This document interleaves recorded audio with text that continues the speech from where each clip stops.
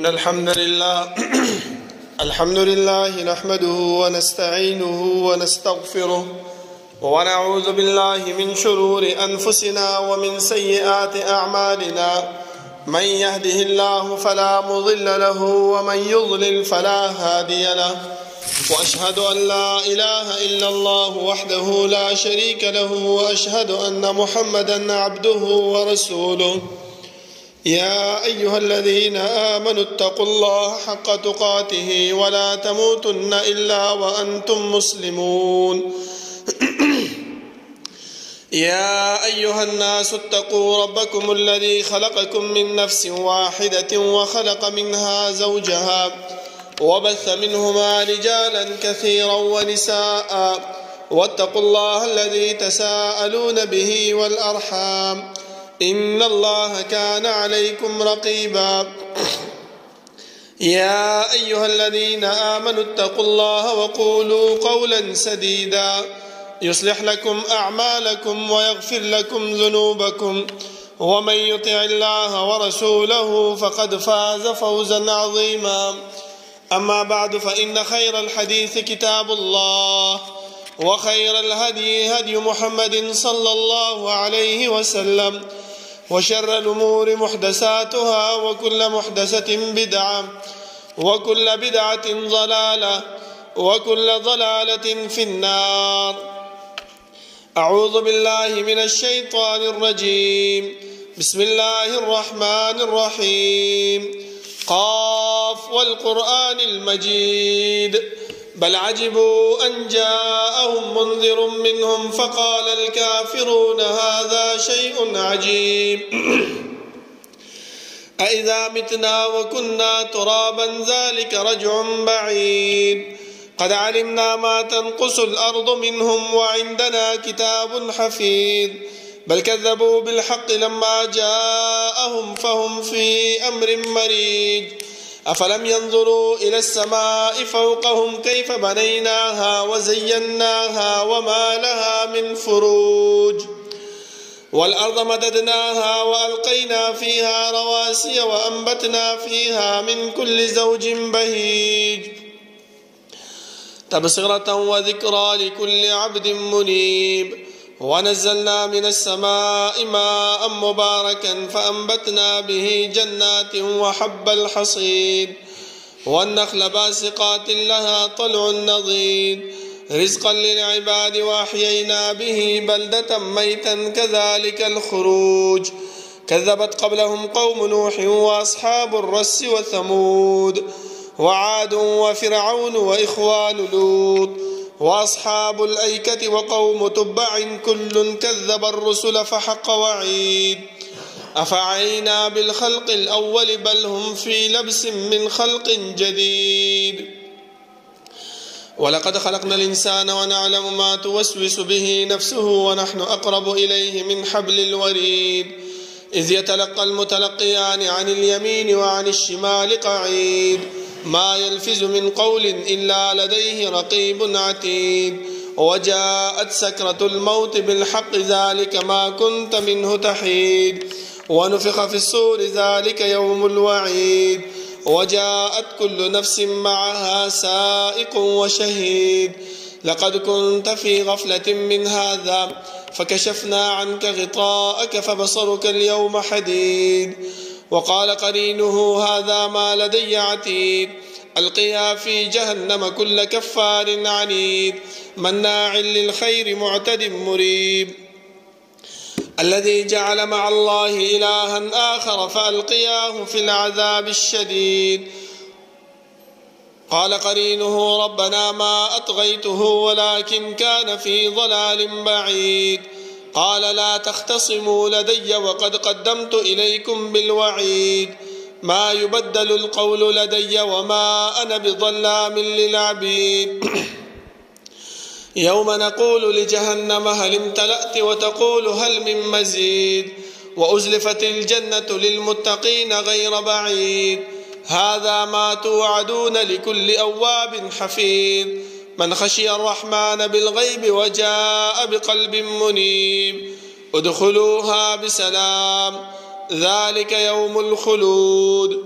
لهم ما يشاءون فيها ولدينا مزيد وكم أهلكنا قبلهم من قرن هم أشد منهم بطشا فنقبوا في البلاد هل من محيص إن في ذلك لذكرى لمن كان له قلب أو ألقى السمع وهو شهيد ولقد خلقنا السماوات والأرض وما بينهما في 6 أيام وما مسنا من لغوب فاصبر على ما يقولون وسبح بحمد ربك قبل طلوع الشمس وقبل الغروب ومن الليل فسبحه وأدبار السجود واستمع يوم ينادي المناد من مكان قريب يوم يسمعون الصيحة بالحق ذلك يوم الخروج إنا نحن نحيي ونميت وإلينا المصير يوم تشقق الأرض عنهم سراعا ذلك حشر علينا يسير نحن أعلم بما يقولون وما أنت عليهم بجبار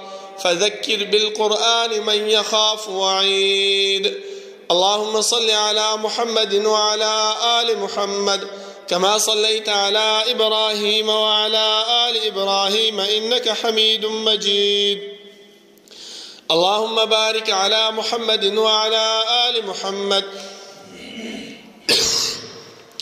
كما باركت على إبراهيم وعلى آل إبراهيم إنك حميد مجيد بسم الله الرحمن الرحيم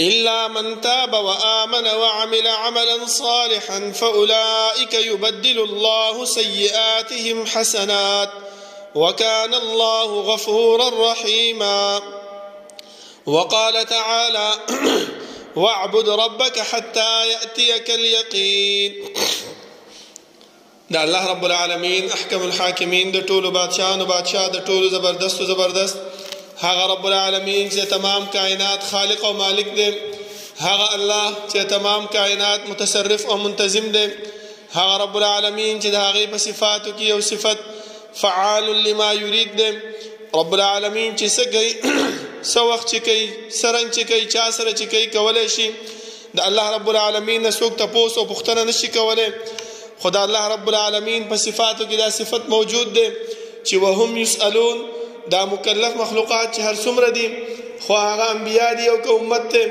خو هغه باچاهان دي او که رعیه ده خو هغه مالدار دي او که غریب دی د هر یو فرد نه به الله رب العالمین تپوس او پوښتنه کوي زما محترمو د الله رب العالمین دا تپوس او دا پوښتنه دا په دې خبره باندې دلالت نه کوي چې موږ په دنیا کې کم کار کوو کم عمل کوو الله رب العالمین ته پته نشته یا الله رب العالمین دا هغې نه خبر نه دی ځکه زموږ نه تپوس او پوښتنه کوي نه بلکې الله رب العالمین خپله فرمایي چې ولله ملک السماوات والارض وان تبدوا ما في انفسكم او تخفوه يحاسبكم به الله الله رب العالمین ته د هر هغه څه پته ده چې کوم شی موږ په زړه کې سوچ راولو د هغې په باره کې به هم موږ نه تپوس کوي او کوم چې موږ ښکاره کوو د هغې په باره کې به هم موږ نه تپوس کوي نو بیا دا تپوس ولې کوي دا د دې د وجې نه کوي لکه زموږ د دنیا معاشره ده چې کله کم یو انسان کم جرم وکړي کم کار وکړي نو سمدستي د هغه جرم او د هغه کار نه منکر کیږي نو الله رب العالمین هم د مشرک دغه حال په قرآن کریم کې بیان کړی دی چې کله الله رب العالمین مخې ته ودرېږي اول خو د الله رب العالمین مخې ته د ودرېدو نه دا مشرک انسان منکر دی الله فرمایي چې ولو ترى اذ وقفوا على ربهم قال اليس هذا بالحق آیا دا زما مخې ته ودرېدل حق دی او که نه دی او بیا د دنیا کې شرک ولې کولو نو دا به ته چې والله ربنا ما كنا مشرکین ای الله موږ دنیا کې شرک نه دی کړی موږ کله مشرکانو موږ ستا بندګي او ستا عبادت کړی دی الله رب العالمین به دا کرامن کاتبین چې کوم موږ سره رب العالمین مقرر کړی دي دیو ته به ووایي چې راوړه د مشرک دا انسان دا عمل نامه راوړه د دې دا رجسټر راوړه د دې مخې ته کېږده چې د په دې کې کم کم عملونه کړي دي نو بیا به یو ارمان کو چې ما لهذا الكتاب لا يغادر صغيرة ولا كبيرة الا احصاها دا څنګه عمل نامه ده د خو نه زما وړه ګناه پرېښې ده او نه یې غټه ګناه پرېښې ده بلکې ټوله یې راایساره کړې ده زه خو اوس دروغ هم نشم ویلی زه خو اوس ځان پټولی هم نشمه زه خو اوس ځان رستو کولی هم نشمه دا به څنګه چل کوم د دې د وجې نه زما محترمو الله رب العالمین په مونږ باندې هغه کارونه، هغه ورځې، هغه شپې، هغه میاشتې په مونږ باندې راولي چې انسان په دې کې عمل وکړه، په دې کې ځان د دې شرمندګۍ نه، ځان په دې کې د دې عذاب نه بچ کا، ځان په دې کې د دې رسوایی نه بچ کا. لکه تاسو وګورئ رمضان المبارک میاشت الله رب العالمین په مونږ باندې تیر کړله. الحمدلله چې کم عبادت مونږ په هغې کې کړی دی، کم تلاوت چې مونږ په هغې کې کړی دی، کم ذکر اذکار مونږ چې د الله رب العالمین کړی دی، کم قیام مونږ چې د الله رب العالمین د رضا او د خوشنودۍ دپاره کړی دی، رب العالمین دې هغه زمونږ نه قبول کړي. ځکه زما محترمو زمونږ اسلاف و صحابه چې کله به رمضان المبارک لا راغلی نو شپږ میاشتې مخکې به رب العالمین نه دا سوال او دا دعا کوله چې الله ماله دومره ژوند راکړي چې ما رمضان المبارک ته ورسې چې زه د هغې کې د الله رب العالمین او ستا عبادت وکړم، ستا بندګي وکړم، چې تا پکې رضا کړم او ستا د خوشنودۍ دپاره پکې اعمال وکړم. خو چې کله دغه رمضان المبارک به میاشت به راغله نو دیو به داسې عبادتونه او داسې بندګي به یې کوله لکه تاسو ته به وې چې دې انسانانو کله د الله رب العالمین بندګي نه ده کړې، ټول عمر چې دی نو د الله په نافرمانۍ کې تیر کړی دی، اوس د الله رب العالمین بندګي کوي. خو چې کله به رمضان المبارک تیر شو نو بیا به دا نه ویله چې یاره ما خو ډېرې منځونه کړي دي، ما خو ډېرې عبادتونه کړي دي، نه بلکې د هغې نه بعد به د الله رب العالمین نه دا شپږ میاشتې به د هغې د قبولیت سوال کو چې الله ما چې کوم دا عبادت کړی دی، کومه دا بندګي مې کړې ده، تا ته پته ده چې ستا د رضا دپاره مې کړې ده، ته زما د زړه د حال نه خبرې چې په هغې کې نه ریا وه، نه ځان ښودلو، نه چې کوم دی نو ځان بل چاته شو کولو، بلکې خالص ستا د رضا دپاره وایي الله دا ته خپل دربار کې زما نه قبول کړي. نو اوس دې خبرې ته راځو زما محترمو چې آیا زمونږ دا عبادتونه په دې رمضان کې قبول شوي دي او که نه دي قبول شوي؟ ځکه علما فرمایي هر انسان دی د رمضان نه بعد چې کومه میاشت شروع کېږي د شوال هغې کې د خپل ځان وتلي چې آیا هغه عملونه چې کوم د په رمضان کې کول، هغه عبادت کوم چې د په رمضان کې کولو، هغه قرآن کریم تلاوت چې کوم د په رمضان کې کولو، آیا هغه شانتې په دې نورو میاشتو کې هم کوي او که نه؟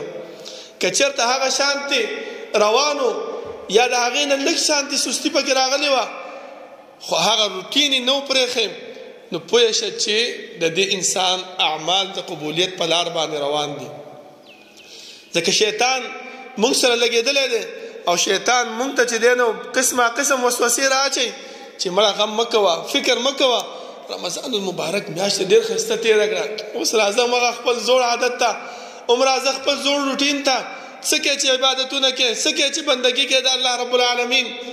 ولې هغه زمونږ دشمن دی. الله وایي فاتخذوه عدوا، په دشمنۍ سره یې ونیسئ، ځکه دشمن دا نه غواړي چې زما دا مخکینی دشمن دا چې کوم دی نو په سمه لار روان شي. دشمن دا نه غواړي چې زما دا مخکینی دشمن دا کامیابی عمومي. دشمن دا نه غواړي چې زما دا مخکینی دشمن دا چې دی نو نفع او ګټه حاصله کړي، بلکې هغه دا غواړي چې زه د خپل د ځان نه هم را کمتر کم، دا غواړي چې زه خپل د ځان نه هم را رسطو کم، چې څنګه زه په عذاب او په مشکلاتو کې مبتلا یم چې دا زما مخکینی دشمن هم هغه شان په عذاب او په نافرمانۍ کې مبتلا شي.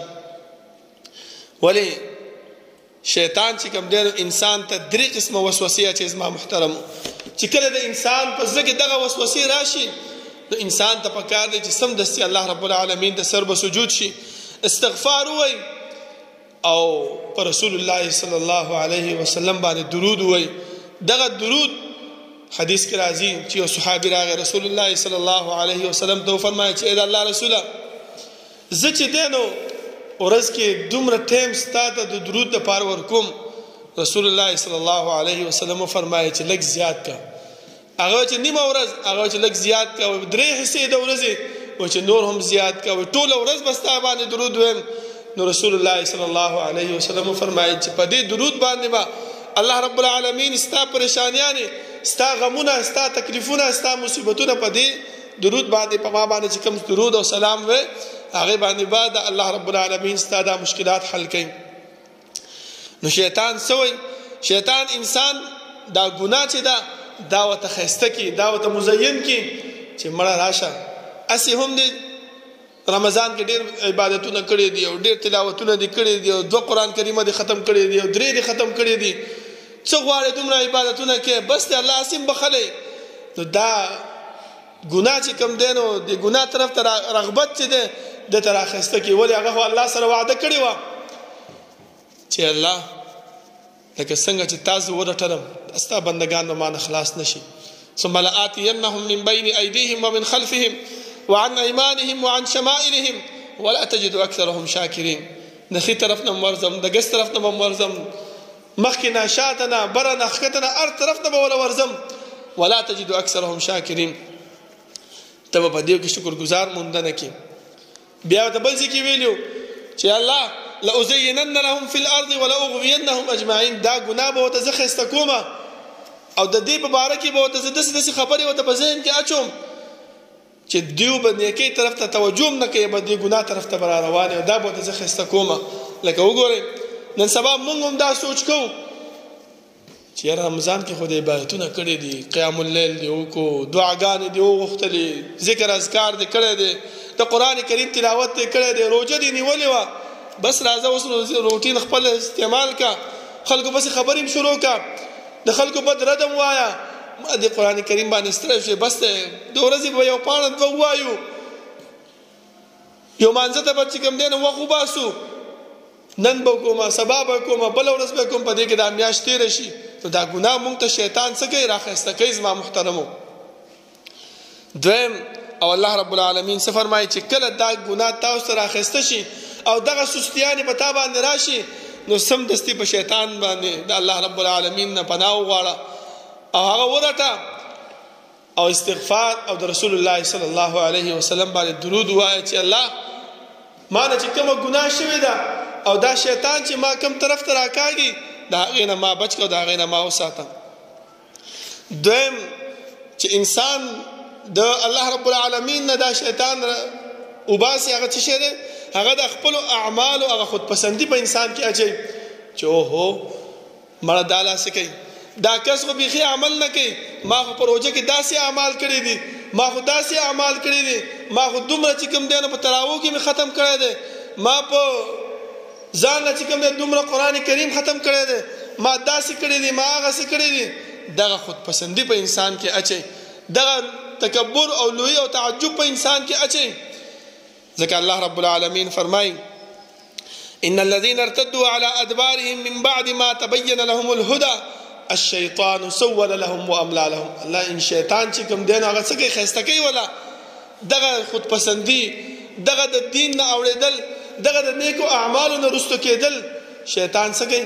سول لهم، ښایسته کوي هغې لره، واملا لهم، او اوږده اوږده امیدونه اچوي.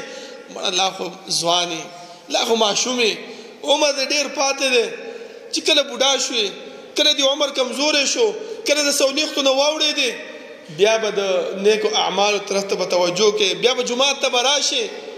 دا امیدونه او دا ارزوګانې، دا ارمانونه د الله رب شیطان چې کوم دی نو انسان په زړه کې اچوي.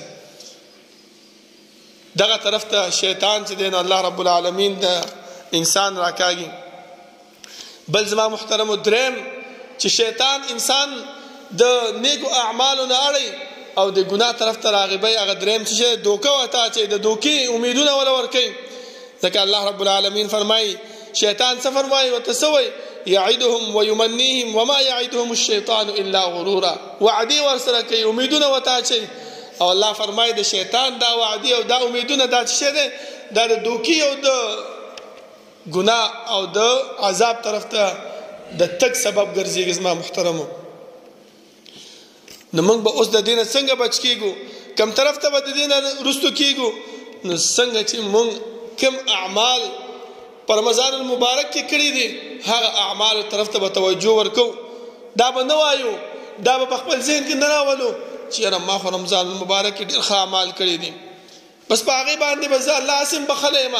اوس که کومه سستي رانه کېږي نو الله دې خیر دی، یا نه بلکې الله رب العالمین نه به نورم د خوالې طرف ته دعا کوو چې الله کم اعمال چې ما په رمضان کې کړي دي اول خو د هغې د قبولیت دپاره به دعا کوو، بل چې کومه سستي مونږ کې راځي د الله رب العالمین نه د هغې نه استغفار وغواړو، د الله رب العالمین نه بخښنه وغواړو چې الله ما ته بخښنه وکړه.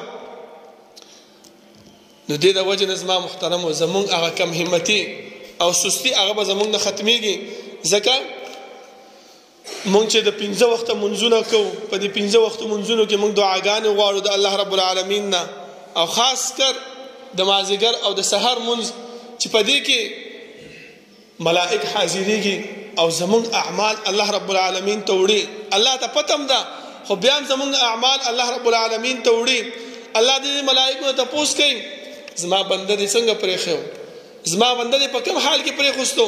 د شپې ملائک چې کله سحر کې الله رب العالمین خواله ځي نو الله رب العالمین ته وایي چې الله چې ورتلمم مونځ کوو ستا عبادت یې کوو، خو چې کله سحر مانځه کې خیږي ای الله چې زه راتلمم ستا بندګي او ستا عبادت یې کوو، ستا تلاوت یې کوو. خو چې کله د شپې والا راځي هغه هم وایي چې الله چې مازدیګر کې زه وللم ستا عبادت ستا بندګي کوله، او چې کله اوس راتلمم نو ستا عبادت او ستا بندګي هغه کولو. همدغه شان د قرآن کریم تلاوت دا هم خپل معمول وګرځو، ځکه حدیث کې راځي چې رسول الله صلی الله علیه وسلم فرمایي چې دا قرآن کریم به د قیامت په ورځ باندې د انسان دپاره سفارشي وي چې الله دا داسې انسانو چې نه یې ورځ کتله نه یې سختي کتله نه یې ارامتیا کتله، خو زما تلاوت به یې کولو، زه به چې دی نو هر ځای کې مقدم کړی وم. همدغه شان زما محترمو د ورځې او د شپې اذکار د الله رب العالمین طرف ته ځان رغبت کول دا ټول هغه اعمال دي چې موږ د انسان د شیطان د سستیانه، د شیطان د وسوسونه، د شیطان د فریبونو او د دوکو نه بچ کیږو. الله چې فرمایي والشیطان سول لهم واملا لهم، شیطان دا عملونه انسان ته ښایسته کوي او امیدونه ورته اچوي، د دې امیدونو او د دې ښایستهوالي نه الله رب العالمین دا انسان بیا بچ کوي. او چې کله انسان په زړه کې دا راولي چې یاره زه الله رب العالمین طرف ته ځان راغبوم او د الله رب العالمین دوستانه او د الله رب العالمین ملګرتیا هغه خپلوم، نو الله بیا څه فرمایي چې الاخلاء یومئذ بعضهم لبعض عدو الا المتقین. متقیان خلق هغه چې دی نو د الله رب العالمین د سایې لاندې وي، او دا کوم چې دوستانه ده د شیطان ملګرتیا ده، د شیطان فریب او وسوسه کې چې انسان راشي نو هغه چې کوم دی نو بیا خپل منځ کې دشمني اختیاره کړي، او متقي سره پرهیزګار سره د ذکر اذکار والا سره د قرآن کریم د تلاوت والا سره هغه الله رب العالمین فرمایي چې هغه د دې فریب او د دې دوکې نه بچ شي. نو بیا زما محترمو اخرنۍ خبره چې کله انسان د شیطان د دې دوکې او د دې فریب نه بچ کیږي هغه څه شی دی؟ دعا کول دی. دا یو لوی انسان سره اسلحه ده، انسان سره هتیار دی چې کله هم هر سنه ناامیدي اختیاره کړي، هر سنه چې کوم نه مایوسه شي، د هر طرف نه چې دی نو ستا اعمال او ستا چې کوم دی نو کارونه خط بند شي، بیا الله رب العالمین د سر به سجود شي او الله رب العالمین نه دعا وغواړي چې الله هر طرف نه را باندې تنګستیا راغلی ده، هر طرف نه را باندې میزایلونه دي او هر طرف نه را باندې کمزورتیا ده. شیطان هم خپل وسوسه په ما باندې ازما وکړله، خو ما د هغې نه ځان بچ کړو. یا الله ته ما نور هم ترنه بچ کړي، او یا الله ما ته چې کوم اعمال په رمضان کې تا مهیا کړي وو زه دې هغې ته مضبوط کړی وم، په دې نورو میاشتو کې هم ما هغې ته مضبوط کړي او هغه اعمال زما نه قبول کړي. ځکه الله رب العالمین بار بار مونږ ته دې خبرې طرف ته توجه راکوي، دې خبرې طرف ته مونږ راغواړي چې وسارعوا الى مغفرة من ربكم وجنة عرضها السماوات والارض اعدت للمتقين. جلدی والے او کې د الله رب العالمین بخنه او د الله رب العالمین مغفرت ته او هغه جنت ته چې هغه پلنواله د اسمانونو د زمکو برابر ده. اعدت للمتقين، الله رب العالمین دا چاله تیار کړی دی، هغه خلکو له تیار کړی دی چې پرهیزګار دي، د الله رب العالمین طرف ته راتګ کوونکي دي. ځکه انسان چې کله ګناه وشي الله فرمایي چې الا من تاب وآمن وعمل عملا صالحا، توبه وباسي او نیک عمل وکړي، الله رب العالمین ته توجه وکړي، فاولئک یبدل الله سیئاتهم حسنات. الله رب العالمین دغه ګناه، دغه سستی، دغه کمزوري دا الله رب العالمین په څه باندې بدلی؟ د انسان په نیکو باندې بدلی.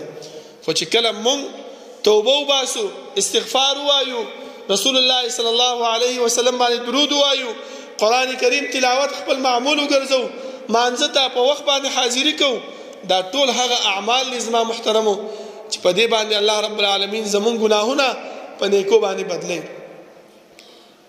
او وګورئ الله رب العالمین چې د دې جنت لپاره کم خلق تیار کړی دي، متقیان دي. اوس د متقیانو صفات بار بار الله رب العالمین مونږ ته بیانوي چې انسانه د متقی دا صفات دي، د متقی دا صفات دي، پرهیزګار سره دا صفات لري. یؤمنون بالغیب ویقیمون الصلاة ومما رزقناهم ينفقون. په غیب باندې ایمان راوړي، منځ قایمي، او کوم رزق چې مونږ ورکړی دی په هغې باندې انفاق خرچه کوي. بل یؤمنون بما انزل الیک وما انزل من قبلک وبالآخرة هم یوقنون. ای پیغمبره په تا باندې چې کوم قرآن کریم مونږ نازل کړی دی، کوم دین مونږ نازل کړی دی، په هغې باندې ایمان راوړي، او په هغه کتابونو باندې ایمان راوړي چې تا نه مخکې دي. خو ضروري خبره چې شی ده وبالآخرة هم یوقنون، په آخرت باندې ایمان او یقین لري چې الله چې کله زه مړ شم الله رب العالمین ته به ورځم، الله به مانه سوال کوي، الله به مانه تپوس کوي، رب العالمین به ماته دې خبرې ته ما متوجه کوي چې انسانه دنیا کې دومره وخت تیر کړی، دنیا کې دا کارونه کړي، دنیا کې دا کارونه کړي، نو د دې کارونو انجام او د دې کارونو صله تا ته اوس دا ملاویږي. نو مونږ دا غواړو چې کله د الله رب العالمین مخ ته ورشو او الله رب العالمین مونږ ته دا ووایي چې انسانه زما ستا ټولې نیکیانې چې کوم دی نو هغه معاف کړي دي، ستا ټولې ګناهونه ما معاف کړي دي، او دا ټول ګناهونه مې دله په نیکیانو باندې بدل کړي دي، او ستا چې کوم اعمالو په رمضان کې او یا د غیر رمضان نه هغه ما قبول کړي دي. نو د دې دپاره زما محترمو د نورو نیکو اعمالو ته ضرورت دی، دعا ته ضرورت دی. د هر وخت کې د الله رب العالمین نه د قبولیت سوال کول پکار دی چې الله زما نه ته دا قبول کړه. که چېرته زموږ نه دا قبول نشي زما محترمو، بیا مونږ ناکامه یو، مونږ په خسران او په تاوان کې مبتلا یو. ځکه ما تاسو مخکې ویلې چې شیطان د الله رب العالمین سره وعده کړې ده چې الله ته لږ ماله مهلت راکړه، ته لږ ماله د قیامت ورځ پورې ټایم راکړه، ما مه وژنه، زه ستا دا ټول بندګان به زه د سمې لارې نه اړوم. څنګه به یې اړوم؟ لأزینن لهم فی الارض، ښایسته کوم به ورته دا بد عمل، دا د ګناه عمل، دا د تباهۍ او د بربادۍ عمل، دا به ورته زه ښایسته کومه، دا به ورته زه داسې طریقه باندې ورته پیش کوم چې دیو به د دې نه انکار هم نشي کولی، دیو به د دې نه توبه او استغفار هم نشي ویستلی، دیو به د هغې نه منع کېږي به هم نه، بلکې هغې طرف ته به رواني او د هغې په لار باندې به سیده کېږي. او الله رب العالمین ته بیا وفرمایل چې زه به دا ټول ګمراه کوم. نو الله ورته څه ویل؟ الا عبادک منهم المخلصین. ای شیطانه ټیک ده، تا خو دا خپله خبره وکړله، خو دا هم یاد وساته چې زما نیکوکار بندګان هغه به تا نه چې دی نو د دې ستا د وسوسې نه، ستا د دې ښایستهوالي نه، ستا د دې امیدونو نه، ستا د دې دوکې نه هغه به بچ کېږي. او متقیانو صفت ما تاسو ته بیان کو چې هغه مخلص او متقی بنده څوک دی، دغه صفات والا دی، دغه به د الله رب العالمین نه او د شیطان د دې وسوسو نه او د شیطان د دې فریب نه دا به بچ کېږي. زما محترمو الله رب العالمین نه دعا ده چې الله رب العالمین د عمل کولو توفیق راکړي، او الله رب العالمین دې زمونږ اعمال چې کوم مونږ په رمضان المبارک کې کړي دي هغه د خپل دربار کې قبول کړي، او الله رب العالمین دې مونږ ته نور د نیکو اعمالو توفیق راکړي چې سبا مونږ د الله رب العالمین مخې ته ودرېږو او الله رب العالمین زمونږ نه تپوس وکړي او مونږ د هغې صحیح جوابونه ورکړو او د جنت مستحق وګرځېږو. اقول قولي هذا واستغفر الله لي ولكم ولسائر المسلمين.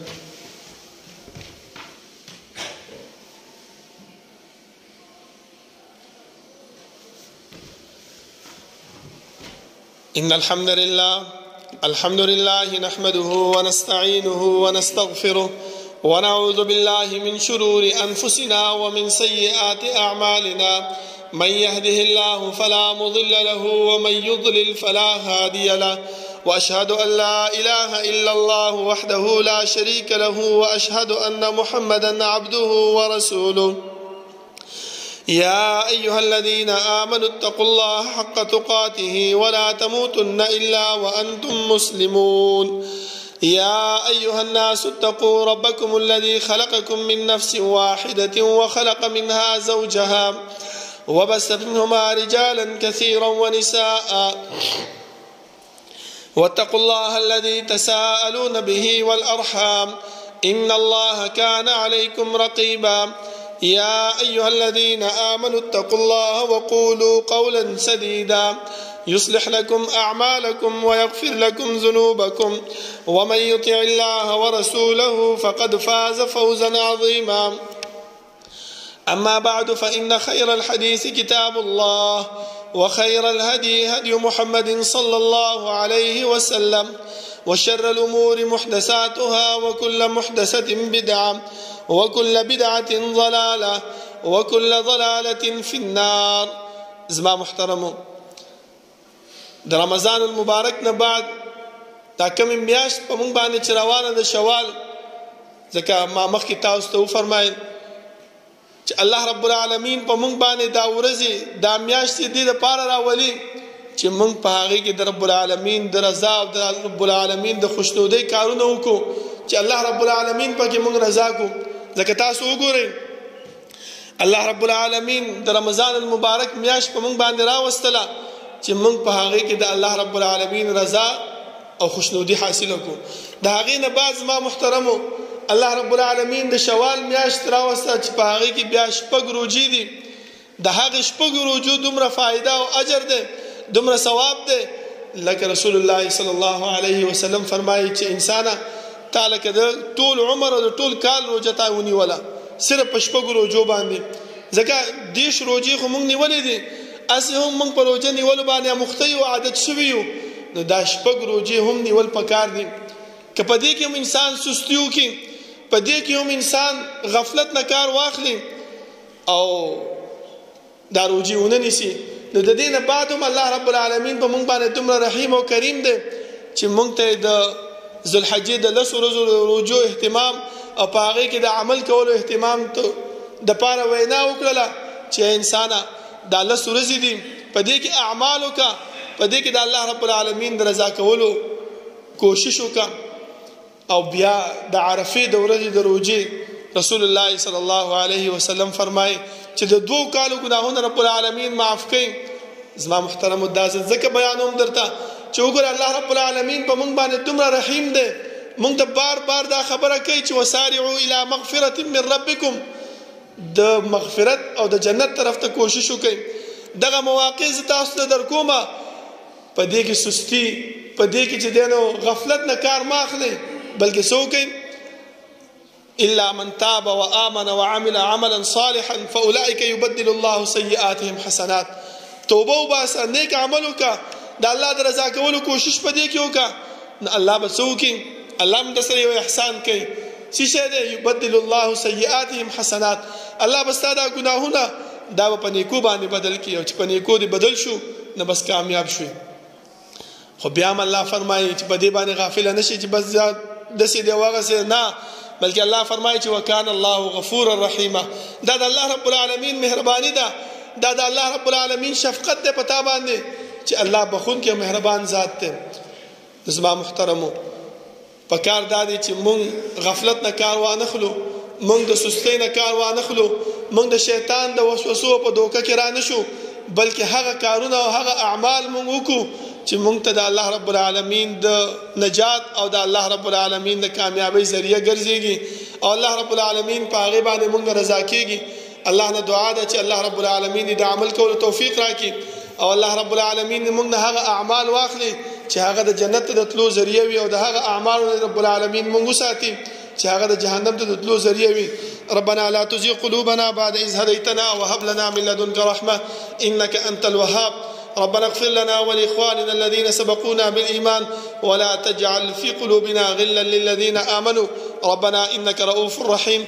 ربنا لا تؤاخذنا إن نسينا أو أخطأنا ربنا ولا تحمل علينا إصرا كما حملته على الذين من قبلنا ربنا ولا تحملنا ما لا طاقة لنا به واعف عنا واغفر لنا وارحمنا أنت مولانا فانصرنا على القوم الكافرين. صفنا برابر के नज़दीक